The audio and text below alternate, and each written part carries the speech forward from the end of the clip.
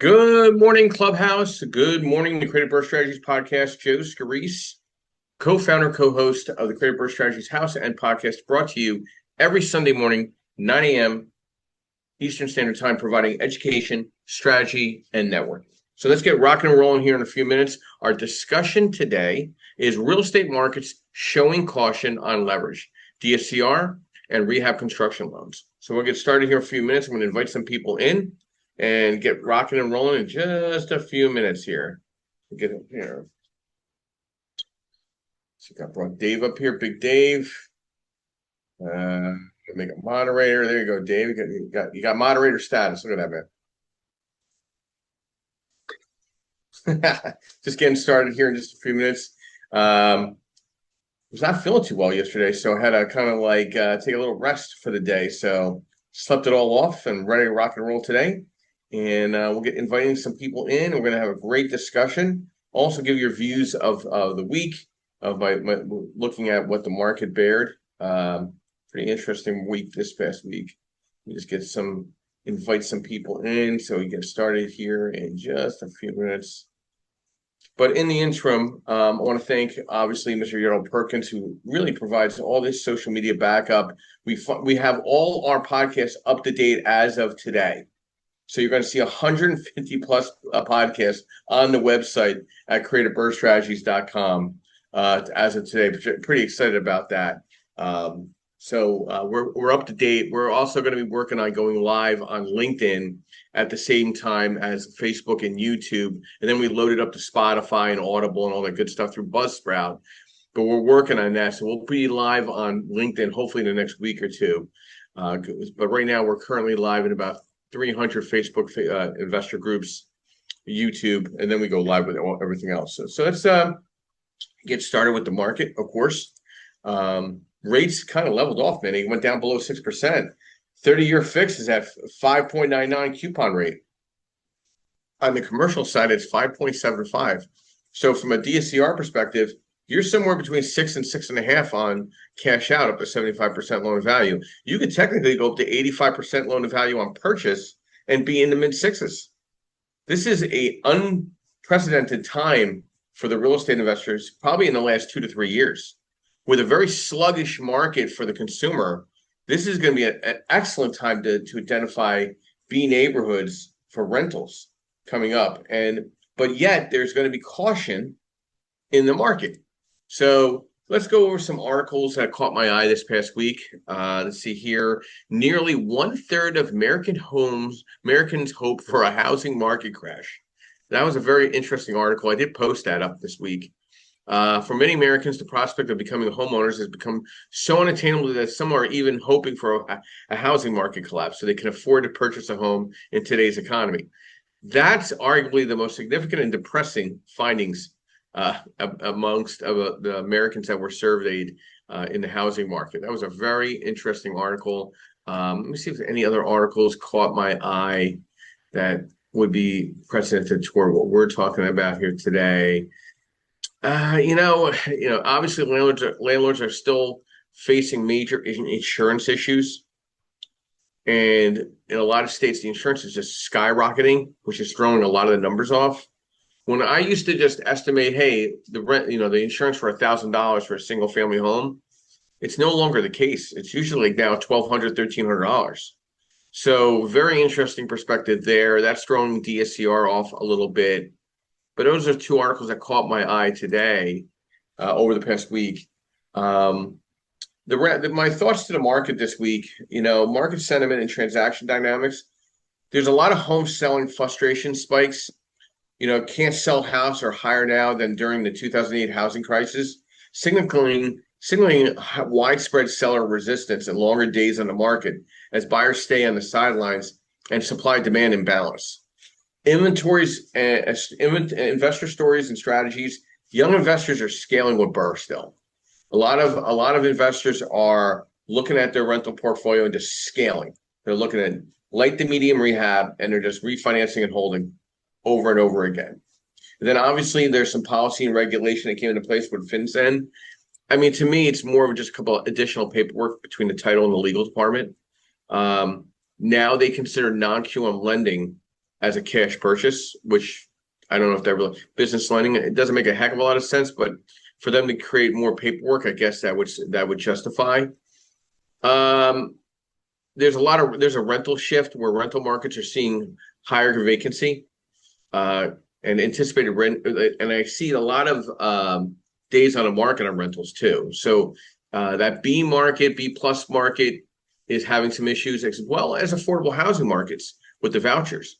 I see it in Philadelphia. I see it in St. Louis, Chicago. I see it up in the Connecticut market, Bridgeport area, which is a big Section 8 blend of B neighborhoods. But I'm seeing days on the market increasing. Let's see here if we catch anything else. Investor takeaways this week. Cash flow strategies still resonate. Burr and rental arbitrage remain attractive for individual investors. Regulation matters. Capital markets, let me see here. See what catches my eye. I mean, overall, rates came down. I see an increase in DSCR. I see an increase on real estate investors coming off the sidelines, identifying rehabs, more to hold than to flip.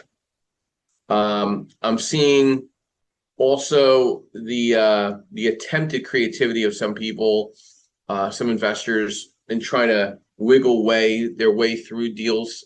Credit is still key. You need to be 680 credit score or better, really, on average. 660 is pretty questionable, but 680 is going to be your key factor and above for DSCR and fix to flip, fix to rent. Experience level is always going to be key. Knowing how many deals have you done in the last 3 years, right? Meaning, how many completed projects have you done in the last 3 years, whether it's a flip or a rehab? And that's very important to a lender because we're going to verify that. It's going to be very important for us to justify leverage, which we're going to talk about today. And it's going to talk about rate. So when it comes to work being completed, meaning flips or rehabs completed in the last 3 years, that will justify whether I come up to 95% on purchase, 100% on construction, and 75% loan to value on the after repair value. If you don't have that higher level of experience, I might cut back a little bit between 85 and 90%. Why? Because I have a concern that you're not going to complete the project and I'm going to have to take that project back. Now, though I don't want to take that project back, I want to make sure that I'm leaving myself cushion, that you have a little more money into the deal initially. On the DSCR side, getting up to 75% cash out, you need to have, your credit needs to be there. All right. It needs to be a 700 above, typically. 680 could be, on the edge. They're also offering an 85% loan of value on a purchase, but the DSCR has got to meet 1.2 or better. And you got to have a 700 plus credit score. So that's going to be important too, as well. So a lot of the DSCR and the rehab loans kind of work together, but they work separate. One doesn't work on experience as much as one or the other. So like DSCR, I don't care how much experience you have. I care about the DSCR of the project. I care about your credit score. I care about the asset type. I care about the loan amount, the leverage. On the rehab, I care about the experience in the last 3 years. I care about the credit score. I care about the project itself, the complexity of the rehab. Is it a low to medium rehab? Is it a heavy rehab? Are you adding square footage? These are showing caution to lenders today, more so than ever before. There's a lot of foreclosures right now going on based on poor underwriting done by a lot of these lenders. So the lenders that are in the space right now that want to deploy money, they want to be a little more cautious because they don't want to be part of the bigger picture of what's happening in the market. So we'll get started with our moderators today, of course. Always thank them every Sunday morning. They come in, they're very dedicated, providing their insight. And most of the time, these guys are not even knowing what the subject is. They're kind of coming in cold in the sense of the discussion itself. So we'll start off with Mr. Dave Bergio. Good morning and welcome. Brief overview, who you are, what you do, and thoughts to real estate markets showing caution on leverage, DSCR, and rehab construction loans. Hey, Joe. Good morning, everybody. Dave Bergio, founder, owner, Trifecta Credit Solutions, help operators.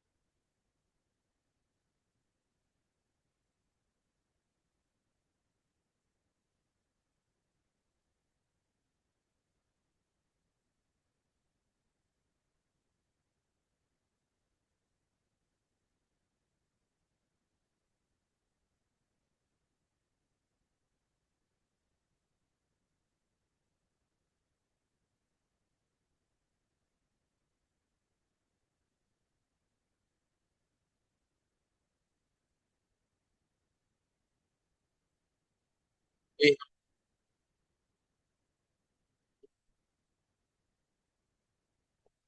know what, State? I decided I'm not going to have a white label course in March because I just need a little breather, and I'm going to focus on the one we're having in April at Lehigh Valley. Plus, you and I have an event this month coming up in March with Nancy O'Brien with Jumpstart Lehigh Valley, and then I'm speaking at Garrett Rhodes' event the next day. So there's only so much my brain could facilitate before leaking. So. I'm cutting back on the in-person events that I hold for myself, as we decided, where I need to be out at other people's events, which has made a lot more sense. Since kind of like clipping the association with the Sub Two guys, and they were great guys, but it really didn't make a lot of money or a lot of sense for me to run those events with them and collaborating with them. It's just I'd rather be out on the street meeting a lot more people. Like this week, I got to meet almost 150 people just going to other people's events. Just the cost benefit relationship made way more sense. Now we still will have the second Saturday of the month podcast interviews like with Dave Bergio and a couple other great real estate professionals, and every Sunday morning. And we'll do a white label course here and there, and we'll do a specialty type of gig here or there, but I'm going to be more on the street meeting with real estate professionals and investors on a day-to-day basis. And to continue with my thoughts with what Dave had to say on market showing caution on leverage, the real estate market isn't tightening, it's normalizing. For the past few years, leverage was easy, spreads were compressed, assumptions were optimistic, exit timelines were aggressive. Many investors underwrote appreciation instead of cash flow. Now, capital markets are recalibrating. With DSCR loans, lenders are scrutinizing true rent sustainability, vacancy sensitivity, insurance and tax volatility, borrower liquidity and reserve strength. And then on rehab and construction loans, caution is even more pronounced. Conservative Rs, tightening of the LTC limits, more disciplined draw processes, clearer exit strategies. This is not a negative signal, it's a structural reset. Leverage is still available, but it must be earned through math, not momentum. Investors who underwrite conservatively, build margins of safety, stress test rents and timelines, engineer exits and acquisition will continue to scale. Those who relied on loose underwriting and thin liquidity will feel friction. Capital today is asking better questions, and that's healthy. Structure beats rate, discipline beats speed, execution beats emotion. 2026 belongs to the operators who understand the leverage is a tool, not a strategy. Good morning, Bob. Welcome. Brief overview who you are, what you do, and thoughts to real estate markets showing caution on leverage, DSCR, and rehab construction loans. Right now.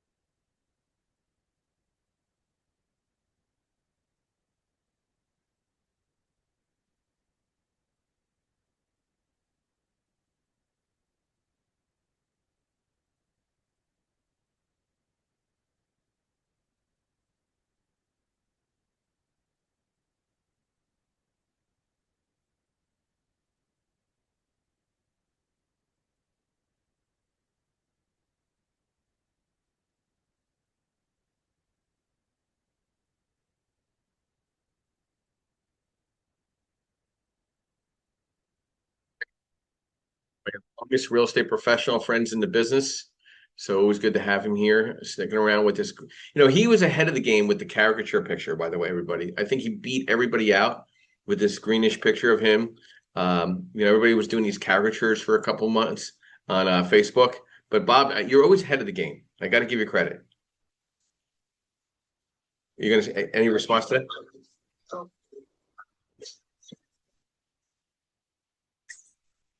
Well, is that where the dart section, or no? Is that a separate area? Is that where the dart section is, or no? The dart.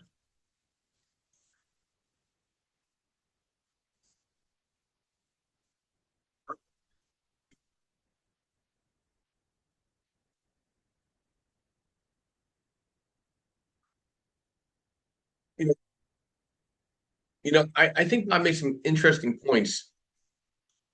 Cash flow is everything. Everybody's so wrapped up in the rate. Worry about your cash flow. Yeah, the rates are pretty good right now. Okay. And with a direct lender, your rates are going to be very good. You're not going to pay origination fee. You're not going to do a soft pull. They're not going to do a hard pull. It's going to be a soft pull. So you'll know the difference whether you're working with a broker or somebody that's corresponding the money right away today. If they're charging you origination, they're not a direct lender. That's just a fact.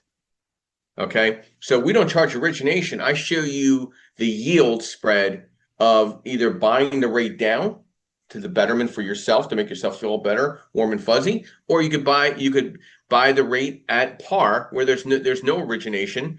There's a standard underwriting fee. There's a standard legal fee. You close it, but okay, great. You got a great rate, but what's your cash flow? Are you making $300 a door, $500 a door, $800 a door? Like, what are you making per door, no matter what the rate is? What if the rate was 8% today? You have to take these cautions into perspective, not just for the short term, but from a cash flow perspective and a long term. And what are you recapturing? And then what's the game plan with the property? You're going to own it for the next 10 years, 30 years, whatever. Like, you need to know what that looks like because one, there's tax repercussions, there's depreciation, okay, on the DSCR, and then not all rehabs that you think are going to flip are going to. I know so many flippers that are now holding properties and making very small margins because they miscalculated the market. Key market realities right now, right? Higher, their interest rates are a little different. Not higher, right? I think they're settling out, but it's a tighter financing, slower rental growth than recent years, rising operating expenses. Nobody's taking into account all these operating expenses, and a shift in tenant demand, value, flexibility, and amenities. So the question becomes, how do you realign your strategy so cash flow, risk control, leverage, and exit optionality improve, not worsen in the market? You have to reposition your asset strategy. A short-term flexible rentals where feasible, right? If you own in travel secondary markets, convert units to short-term rental or hybrid leases. Maybe target corporate travelers or relocations or extended stay guests using dynamic pricing instead of static rents. Why this works? Because traditional long-term rents, plateau. Flexible pricing can capture a variable demand. Maybe multifamily conversions, maybe like a triplex that had a commercial storefront that's empty. Maybe look at trying to get the town to allow you to convert it to residential. Because I'm telling you right now, mixed use, that 2 or 3 unit apartment building with the 1 unit storefront, terrible pricing right now. The only options you can go to is a full documented credit union or bank. I mean, otherwise you're going to come to an asset-based lender such as myself. If we have the program, it's somewhere between 9 and 10% on the rate. Why would you want to pay that kind of money for that type of building? It doesn't make sense to me. And what if the commercial unit goes empty? And a lot of these, how many pot shops and nail salons can you have? So it's all about the operating expenses. It's all about how are you going to rent that unit? And then ADUs are really starting to pop up. I'm seeing a lot more ADUs coming into place.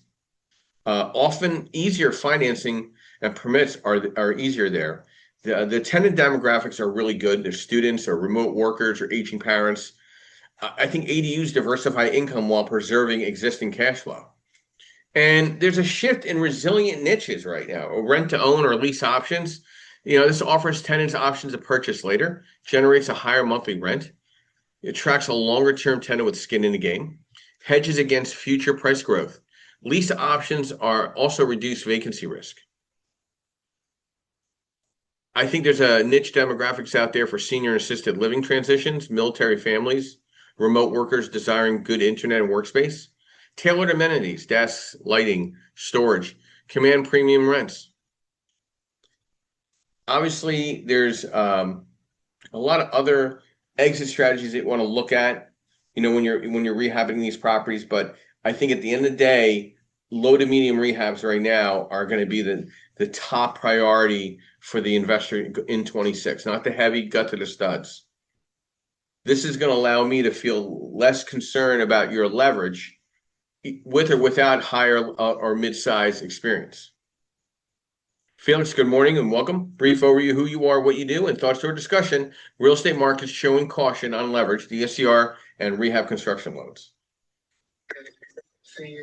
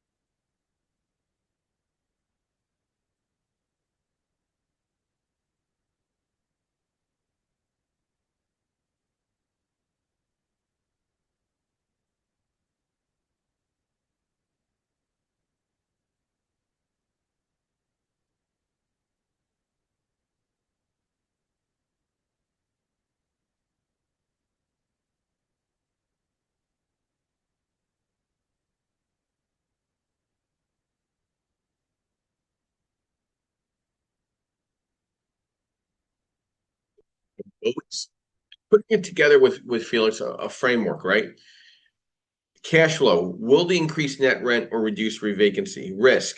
Does it make cash flow more predictable? Leverage. Can I finance this cheaply and sustainably? Operations. Can I manage it efficiently? Exit optionality. Can I sell or refinance easily later? If the answer leans yes to most, the pivot is worth exploring. Now, some other pivots you want to keep in mind by investor type, converting maybe a duplex with an ADU, adding an ADU maybe above the garage, remember the Fonzie garage from Happy Days, lease option strategy, short-term rental focus, the small multifamily owner, increased unit count via conversion, shift to subsidized tenants, or outsource professional management. Portfolio builder, maybe more Section 8 specialization, maybe some syndications or joint ventures. Using DSCR to financing to scale. Most of my DSCR refinancers are staying around 70%. They're not maxing out. They know the rate is not complementary. They know that their cash flow is going to get eaten up by a higher over leveraging. But at sometimes the cash flow is so good, it might as well take the other 5%, whatever the rate might fall. Because at the end of the day, if you're going to take you got to remember in commercial lending, there's a 5, 4, 3, 2, 1 standard prepay. You can do 4, 3, 2, 1, 3, 2, 1, 2, 1, 1, no prepay. But obviously the best rates are at the 5, 4, 3, 2, 1. So you got to take that in consideration when you're looking at the rate. Now remember, you could pay down on the balance. You just can't pay more than 20% a year without penalty or refinance. So again, if you're getting a rate at 6% or 6.25% right now, what are the odds are you really grabbing 5.5 in the next 3 years? I mean, I don't know if it's going to, I mean, 5 or 5.5, I don't know if it's going to be there. Will it even be cost benefit? What if the values are not there? What if your values decrease if the rates go down? So you got to look at the science behind this, where you might not be able to capture that much lower rate if your value might not be there when the time comes. Hold on one second here. Just looking at something here. But that's when I get concerned when people get wrapped up in leverage and DSCR and the rehab. So that's some concerns I have. My overall thoughts from what Felix had to say. Linda, good morning and welcome. Brief overview: who you are, what you do, and thoughts to real estate markets showing caution on leverage, DSCR, and rehab construction loans. Good morning, Joseph. Good morning, everyone. My name is Linda Plivagas. I'm the owner of Realty411.com. We help investors on their journey with real estate investing. Definitely want to proceed with caution when doing flips, especially right now in California. We're seeing properties staying on the market a lot longer. They're averaging 70 days on the market,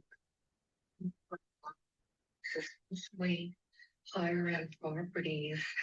I guess you could call them maybe real estate. They are definitely sitting on the market much, much longer than before. Some of them are not selling at all. Be very cautious. I've also seen properties in the lower range, starting entry level properties that would make me properties sitting on the market, which tells me the local rehabbers are not getting involved. Either they're not interested in purchasing those properties at that price. They may be, overpriced.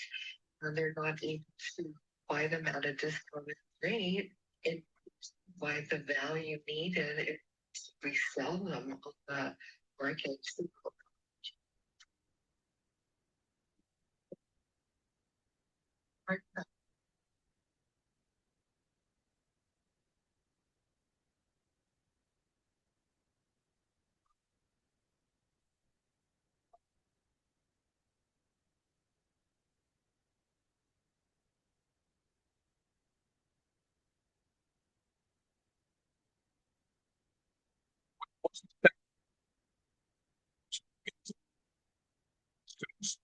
They looking to buy elsewhere? Or they still trying to pull it off in California? Where are most of your investors looking? Oh, yes, a lot of them are going out of state. They're still going out of state.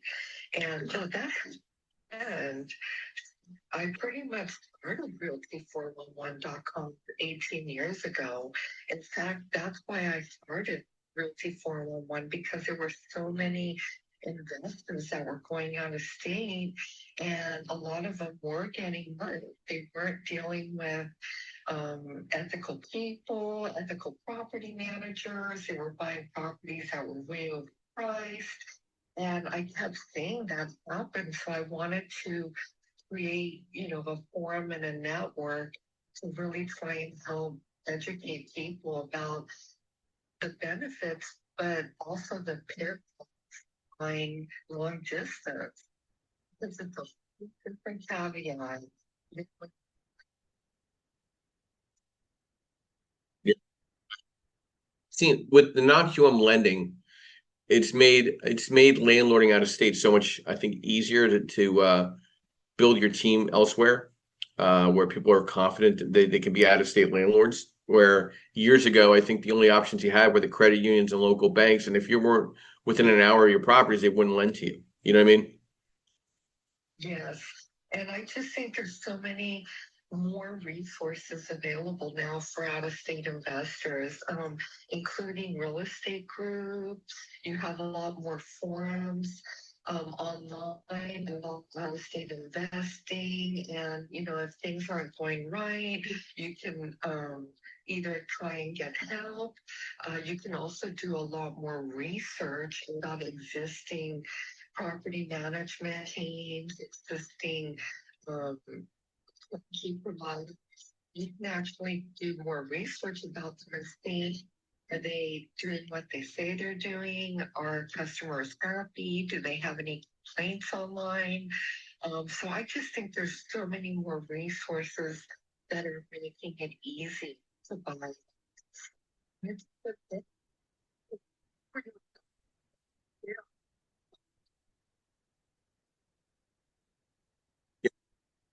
I think the real estate investor structure risk. The era of easy appreciation and loose underwriting is behind us. The market, I think, rewards discipline, liquidity, and engineer exits. So that's my mindset shift. I don't know what you're seeing it sounds like you're seeing that at your events. Do you have anything coming up that we need to be aware of? Thank you so much for asking. We do have our National Real Estate Conference March 28th in Los Angeles. We're up to about 200 people registered so far. We're really excited. We have a variety of education, including fixing and flipping, buying out of state. And the best thing is that people can actually meet the turnkey providers, the educators in person. I just think that makes such a big people. That's why we continue to have these events, and most of them are complimentary. Have a very low.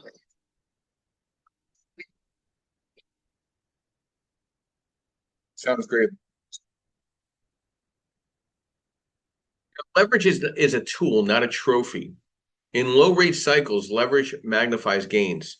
In today's environment, debt costs more. Refinances are not automatic. Rent growth is normalizing. Liquidity matters more than ego. The mindset of 2026 is using leverage to control downside first, upside second. Ask yourself, if rent drops 10%, am I still safe? If rates stay elevated for the next 24 months, can I hold? If exit cap rates expand, do I still have liquidity equity? If the answer is no, you're speculating, not investing. Structure beats rate now more than ever. A 6.75 well-structured loan can outperform a 5.99 poorly structured one. What matters in 26? Interest only versus amortization strategy. So I offer a 10-year interest only with a 30-year amortization loan that adjusts on the back end of 10 years. An average investor does something with their loan every 7 years. So you have 10 years to figure out what you want to do. You're not paying down debt, but you're cash flowing a lot stronger. There's more prepayment flexibility with non-QM lenders than ever before, like we just briefly discussed. Cash reserves are always going to be key. Realistic debt service, not pro forma optimism, right? You would want it to be 1.5, but maybe it's really 1.2, 1.3. A more of a conservative R of assumptions. Underwrite like a credit committee. Stress test rents, stress test cap rates. Model refinance at today's rate, not hope. Leverage must align with exit. Liquidity is leverage. In volatile markets, cash is strategic leverage. Small investors lose not because deals are bad, they lose because they run out of liquidity. 2026 discipline, maintain 6 to 12 months reserves per property. Avoid max LTV stacking. Leave margin for CapEx surprises. Protect operating runway. Liquidity gives you negotiating power, holding power, opportunity power. Control risk before scaling. The temptation that rates will drop, I'll refi later. The disciplined approach is I'll buy only if the deal works at today's cost of capital. This means buying at discounts, targeting stronger DSCR, avoiding thin margin rehabs, passing on deals that only work in perfection. Remember, growth without durability is fragility. Intelligent leverage strategies in 26. Stabilized rentals, conservative, LTV between 65 and 70%. Strong debt service cushion is 1.25 minimum. Aim higher. Fixed or hybrid structures with flexibility. Your rehab value adds, budget for overages like 10 to 15% contingency. I always take a 10% contingency in whatever rehab number you give me. Short duration holds. Define exit before closing. Avoid refinance dependency. Ground up construction is specifically strong equity stack. I always suggest owning the land and having a shovel ready. When you're buying the land with me, you're going to have more into the deal. When you're buying, you own the land already and you have it shovel ready, I'm reimbursing you more on the deal. Phase draws tightly controlled and conservative sell through assumptions. The 2026 investor identity shift, the old mindset, I can leverage 80 to 85% scale fast. The new mindset, I can leverage intelligently and survive cycles. The winners in 2026 will think in portfolio risk, not property excitement. Engineer exits before acquisition, protect cash flow margins, value durability over speed. And some thoughts here, leverage magnifies everything. Discipline over recklessness, structure over sloppiness, strategy over speculation. In 26, leverage must serve control, stability, and engineer growth, not ego, not pace, not hype. Going back to Dave Bergio, some final thoughts on real estate markets, showing caution on leverage, DSCR, and rehab construction loans. That is the final thoughts, that you offer.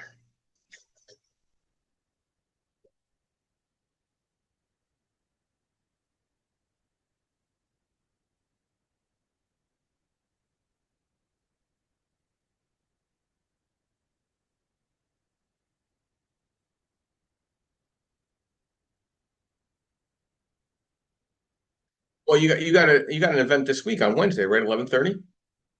Yeah, I do. Yep, I'll be there. Yeah, obviously.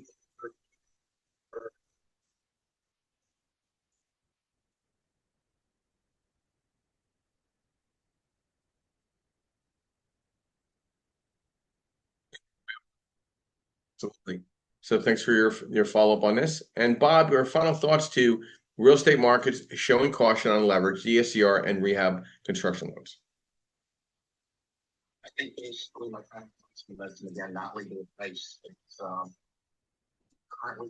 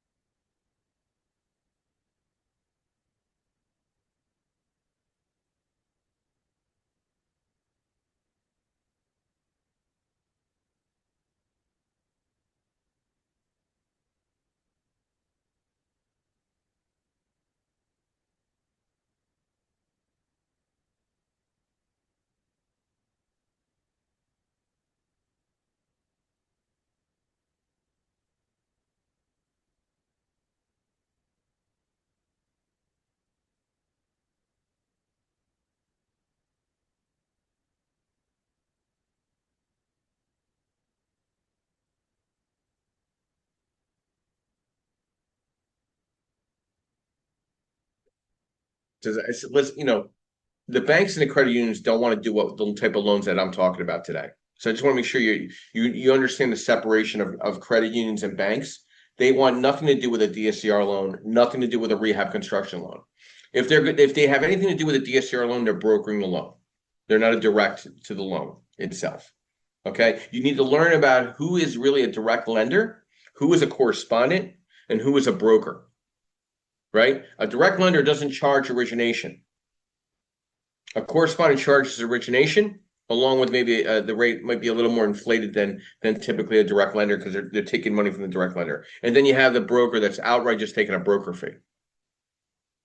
You need to know the difference. Okay, so that's very clear because at the end of the day, volume and costs run side by side. Felix, some final thoughts to real estate markets showing caution on leverage, DSCR, and rehab construction loans.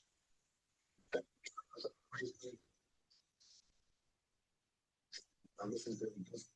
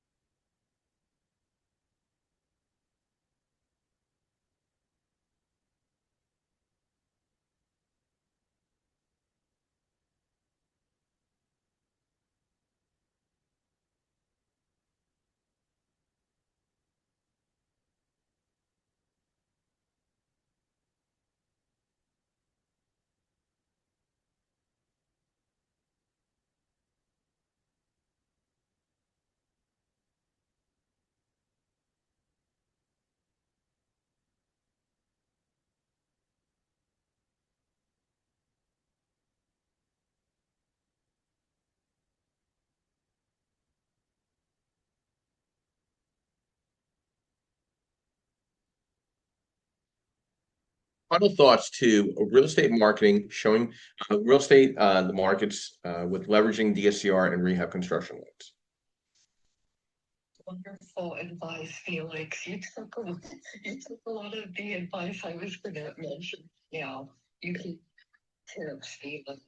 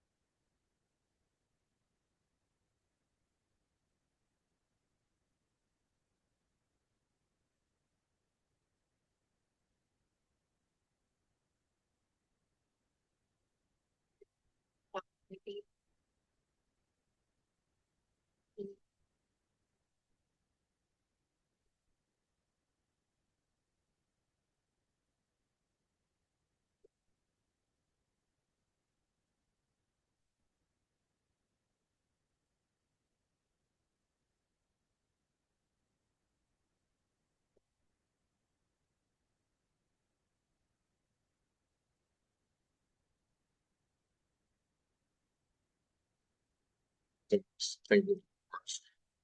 Final thoughts to this discussion, and we tackle. We're not like any of the other clubhouse rooms. I can tell you that for a fact. We're very specific in our attentions in subject matter, and we're very we pick a lane. Okay, we're a no sell-a-thon type of environment where there's no gimmicks. We're not selling any workshops or anything of that nature. We're just providing pure content because this is a podcast as well. I think we're the only clubhouse room that has their own podcast, their own website. 150 plus episodes, 2 years of existence, 15,000 downloads, some crazy number like that. It's doing quite well from a small perspective, and we're going to advance it even more as we go live on LinkedIn, hopefully in the next week or two, along with Facebook and YouTube, and then going to Buzzsprout where it hits all the social media sites. So, when we're talking about these events and what's going on in the market, we're peeling it right off the current agenda, right? In 26, leverage isn't disappearing. It's being repriced and re-underwritten. We're seeing a clear shift Lenders are tightening around DSCR coverage strength and liquidity reserves and construction draw oversight and realistic exit assumptions. The era of aggressive pro forma optimism is fading. Today's capital rewards discipline, not projection. For DSCR investors, the ones that are listening in, that means strong in-place cash flow beats speculative rent growth. Sensible LTVs outperform max leverage. Liquidity and experience matters more than ever. For rehab and ground-up operators, conservative ROEs win approvals. Tight scopes and realistic timelines reduce friction. Contingency planning is optional. It's underwriting. Isn't optional. It's underwriting. The market isn't saying don't invest. It's saying engineer the deal correctly. As always, structure beats rate. Underwrite like a lender. Build with margin. Exit with intention. In cautious markets, disciplined operators just don't survive. They gain market share. So, it says underwrite like a lender. We offer underwriting courses every single month. We're taking off in March, coming back in April with Dave in Lehigh Valley. Then we'll be back in Philly in May. But I enjoy teaching the underwriting courses. I get about 10, 20 people in the room, and it's great because we get a lot of really great content covered. I hope when people walk away, they learn something. I hope it doesn't give them an unrealistic expectation on lending. Sometimes it does, and you have to ask somebody, would you lend to that individual based on the scenario that you're providing to me? Yes or no? Does it make sense?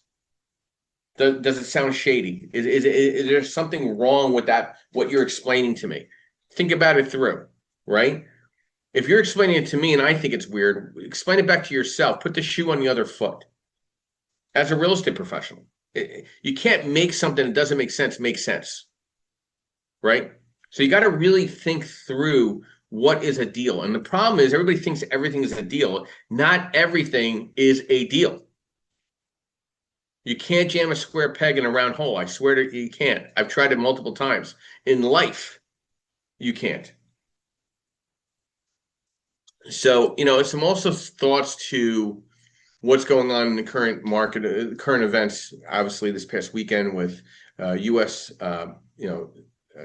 going into Iran. I think you're going to see some very inflationary pressure. I think you're going to see some uncertainty, slow, but buying decisions. You're going to see people a little more cautious over the next couple of weeks, watching how this all settles out in the Middle East. Very interesting. It all happened over the weekend, so we'll see how the market reacts on Monday. I think you're going to see investor behavioral strategic shifts with liquidity and becoming a little more bigger picture, not a crash, but maybe a repricing and reprioritization of the market. We're already seeing this happen. We're seeing values stagnant, inventory stagnant, no new inventory to grab onto for the buyer, the consumer. The consumer waiting on the sidelines. They'd rather be a tenant than an owner. I mean, this is not a room to talk about first-time home buying. If you're in this room, you're in the incorrect room. This is for an investor mindset, an investor directive. And I'm going to tell you, this is a very interesting time for the investor to go into the Class B market than ever before. You could go into a market and outbid someone at 80 to 85% LTV purchase on a commercial business loan. And I'm telling you, the listing agent's going to look at that a lot heavier than an FHA 3.5 or 5% down product being presented to them for the same price. For a fact. Because they know that commercial business loan is going to close quicker. There's going to be a lot less hair in the deal. The appraisal just has to meet the numbers. And they know the market rents are going to sustain that property. So the smarter investor mindset, again, we go back, prepare for macro volatility, but anchor in long-term real estate fundamentals. Real estate isn't disconnected from global events, but it rarely fails purely due to external war-related stocks. So, keep an eye on what's going on in the Middle East. I don't think it's going to have as much impact as you think in the investor space. So I want to thank our moderators. Of course, they've been fantastic in providing their personal insight and thoughts to this discussion. And I don't make these discussions easy. We want to tackle discussions that hopefully hit at home for you And we definitely want to separate ourselves. You know, for us to be on Clubhouse, we want to separate ourselves from any of the other Clubhouse groups and rooms because we want to tackle very specific subjects. It's not going to be like a big open net discussion ever. So I want to thank these guys. I know all these people that are moderators personally. I've met every single one of them. They're fantastic human beings. Great to know every one of them. You should be grabbing a one-on-one with every single one of these guys. Bob, he just left, but Dave and Felix and Linda, you should be grabbing a one-on-one with these guys. I mean, why wouldn't you? I mean, they're giving their time to provide. And then why haven't you reached out to Yardell to talk about social media or myself, man? Let's do a one-on-one video podcast. I know you're not in my area, but we could set something up. Got Big Dave coming in March. Felix, I need to get you up and running with me on a podcast sometime soon. Same with you with Linda. But yeah, I mean, we're providing education, networking, and strategy every week, every Sunday morning, and then every second Saturday we're doing one-on-ones. We're in 300 plus Facebook groups when we're broadcasting live on YouTube, soon to be live on LinkedIn. And I really appreciate the time today with the discussion. And my quote today, and we're going to cut it a little early just because it's just how it falls sometimes. Sometimes we go 60 minutes, sometimes we don't. My quote today is, dream a dream so big it scares you. Go beyond comfort, reach for the stars. Not for applause, but for perspective. Build structure, stay disciplined, execute relentlessly. The view at the top isn't success, it's clarity. Think bigger, move smarter, climb higher. Everybody have a blessed week. Have a great week. Reach out to somebody you met here on Clubhouse or on our podcast. Say hello, just check in with them. And we'll be ending the room in the next 30 seconds. And have a blessed Sunday. Thank you.